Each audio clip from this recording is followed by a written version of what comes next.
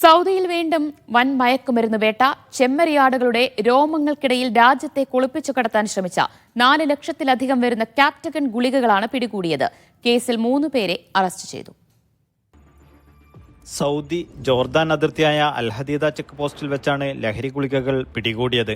ചെമ്മരിയാടുകളുടെ രോമത്തിനിടയിൽ ഒളിപ്പിച്ച നിലയിലാണ് ലഹരി വസ്തുക്കൾ കണ്ടെത്തിയത്. സ്നിഫർ നായകളെ ഉപയോഗിച്ച് കസ്റ്റംസ് അധികൃതർ നടത്തിയ പരിശോധനയിൽ സംശയം തോന്നിയതിനെ തുടർന്ന് നടത്തിയ വിദഗ്ധ പരിശോധനയിലാണ് 4 ലക്ഷത്തിലധികം വരുന്ന ക്യാപ്റ്റഗൺ ഗുളികകൾ പിടിച്ചെടുത്തത്.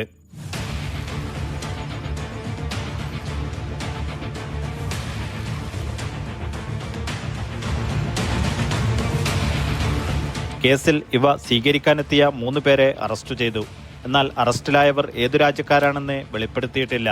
രാജ്യത്തേക്കുള്ള എല്ലാ ഇറക്കുമതികളിലും കയറ്റുമതികളിലും കസ്റ്റംസ് നിയന്ത്രണങ്ങൾ കർശനമാക്കുമെന്ന് അതോറിറ്റി ആവർത്തിച്ചു വ്യക്തമാക്കി.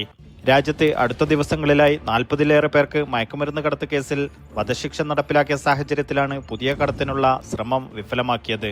Naushad Irikkur, media 1, Dammam.